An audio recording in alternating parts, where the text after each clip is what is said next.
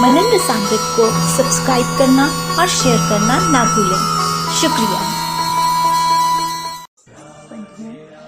आज से हम वेणु गीत के भाव में प्रवेश करने जा रहे हैं, लेकिन इससे पहले हमें पता होना चाहिए कि भगवान ने वेणु वादन क्यों किया, वेणु गीत गोपियों ने कब गाया और वेणु गीत में गोपियों ने क्या गाया। वेणु गीत उन गोपियों ने गाया जिन पर सांवरे ने अपने वेणुनाद का विशेष प्रयोग किया था। ये वो गोपियां थीं जिन्हें सांवरे अपने प्रेम के रस रूप से पगना चाहते थे। उन गोपियों में अपने प्रति कामना जागृत करने के लिए ही, प्रेम जागृत करने के लिए ही, आकर्षण जागृत करने के लिए ही भगवान ने वो वेणुनाद किया।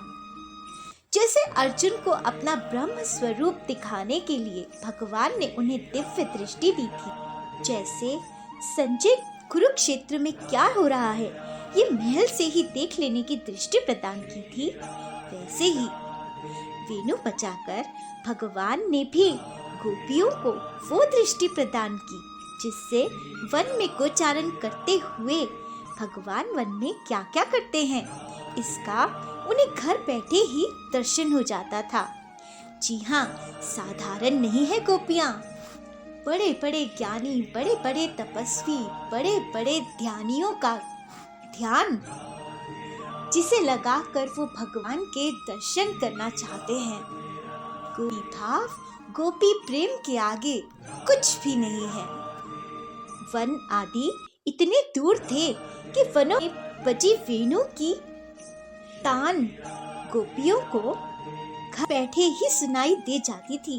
ऐसी क्षमता भगवान ने उन गोपियों को प्रदान की थी जिससे वो सदैव भगवान के रस रूप के दर्शन और उनकी बंसी का श्रवण घर बैठे ही किया करती थी।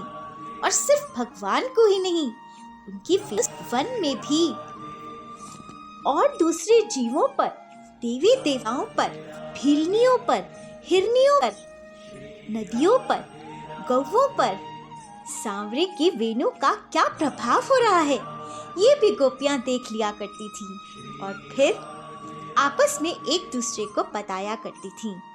यही है वेणु गीत।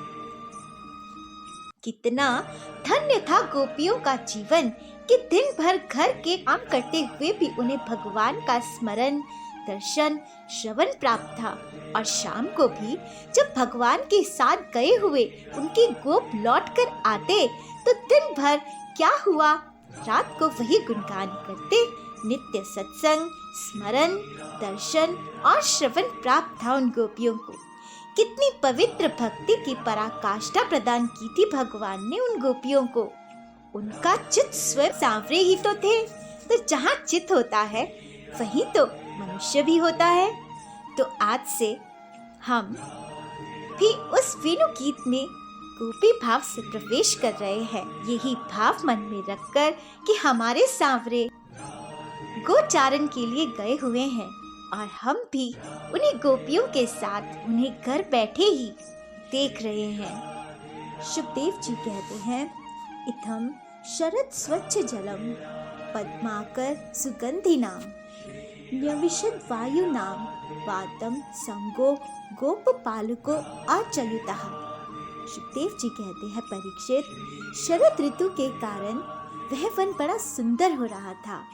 जल निर्मल था और जलाशयों में खिले हुए कमलों की सुगंध से सनकर वायु मंद मंद चल रही थी।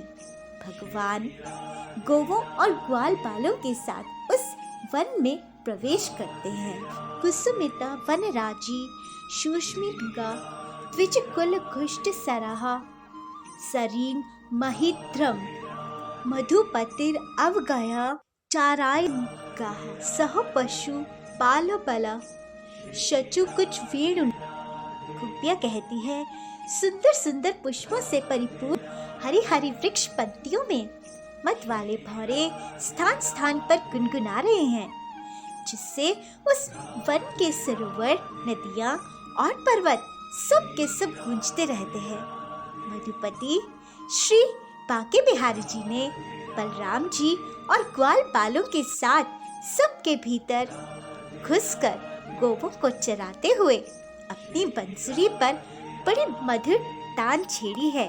तद व्रज स्त्रिया श्रुत्या वेणुगीतं स्मरोदय काश्चित् परोक्षं कृष्णस्य स्वसखी भयो वर्णयन्।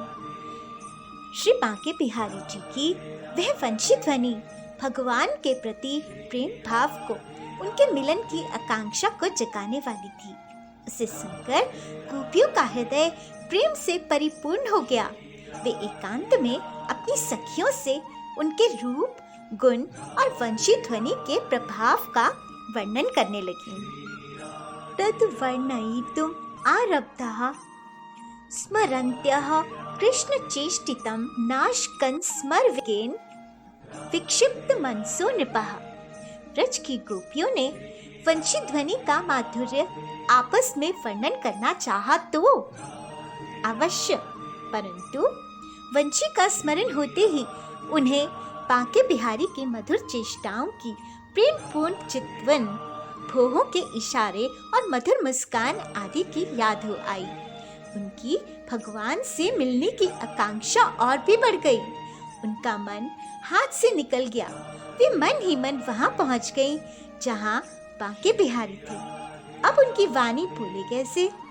वे उनके वर्णन में असमर्थ हो गईं और मन ही मन क्या कहने लगी, ये हम अगले वीडियो में श्रवण करेंगे। तब तक भगवान जी को मन ही मन निहारते रहिए। श्री राधे।